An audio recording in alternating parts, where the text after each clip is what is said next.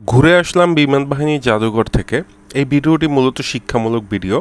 এটা হলো গিয়া আপনারা যারা অনেকেই জানেন না যে ঢাকা শহরে বিমান বাহিনীর জাদুঘর আছে, যে জাদুঘরে স্বাধীনতার পর থেকে 2024 সাল পর্যন্ত কী বিমান আসছিল বাংলাদেশে এবং কোন কোন মডেল ছিল, বিমানের ইঞ্জিন থেকে শুরু করে সব কিছুই বিস্তারিত আমি দেখাবো।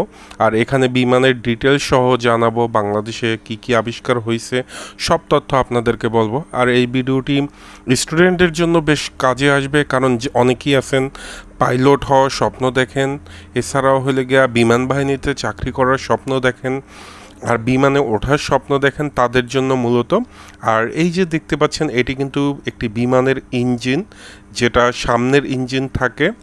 আর এখানে বিমান বাহিনীর যে যত স্মৃতিগুলো ঘটনা আছে সব কিছুই আমি আজকের আপনাদের বিস্তারিত জানাবো। এটিও কিন্তু একটি বিমানের ইঞ্জিন, হয়তোবা অনেকেই দেখেন নাই বিমানের ইঞ্জিনগুলো। আর এই বিমান হইল গিয়া যুদ্ধ বিমানের একটি ইঞ্জিন FT6 ফাইট এয়ার জেটের ইঞ্জিন, কিন্তু এটি অনেকেই দেখছেন। আর এটা হইল গিয়ে আরেকটা বিমানের, এটা হইল গিয়ে হেলিকপ্টার ইঞ্জিন। অনেকেই হয়তোবা হেলিকপ্টার দেখছেন, কিন্তু কখনো হেলিকপ্টার ইঞ্জিন দেখছেন কিনা আমি জানি না। আর এটিও হইল গিয়ে আরেকটি হেলিকপ্টারের ইঞ্জিন। আর এটি হইল গিয়ে ওই যে আপনার রকেট যেটাকে বলে, ইঞ্জিনের সাথে থাকে বোমা, এক কথায় বলতে গেলে। এগুলো সেই প্রকারভেদে এখানে দেখানো হচ্ছে। আমি মনে করি যারা ঢাকা শহর থাকেন, যারা প্রতিষ্ঠিত হয়ে বিমান বাহিনী বর্তমানে স্টুডেন্ট আছেন, তারা অবশ্যই ঘুরে দেখার আমন্ত্রণ রইল, কারণ আমরা অনেকেই জানি না। কারণ আমি নিজেও ঢাকা শহর অনেক বছর ছিলাম, কিন্তু কখনো দেখিনি। আর এটি কিন্তু বিমানের রাডার, ঠিক আছে, এটি কিন্তু আপনারা হাতে কলমে দেখতে পারবেন। এটি বিমানের আগের দিনকার রাডার এখানে দেখাচ্ছি। আর এই যে বিমানের, এটাও কিন্তু একটি বিমানের চালিত রাডার। আর 90 মিলিমিটার রকেট বলে এটাকে।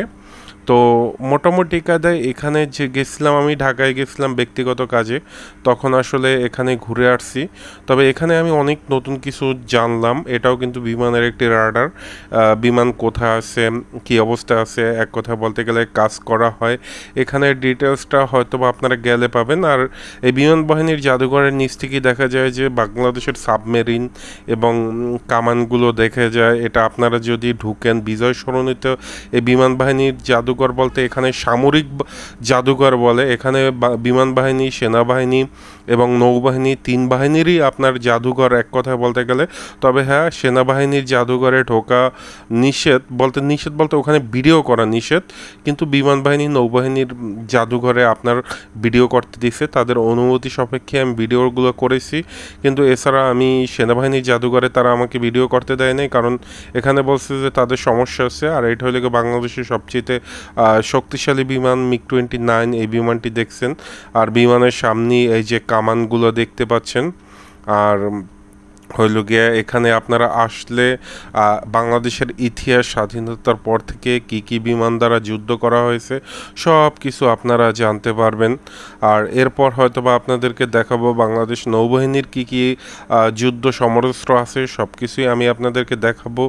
যদি অবশ্যই আপনারা জানাবেন যে আপনারা দেখতে চান কিনা। ভালো থাকবেন, আল্লাহ হাফেজ।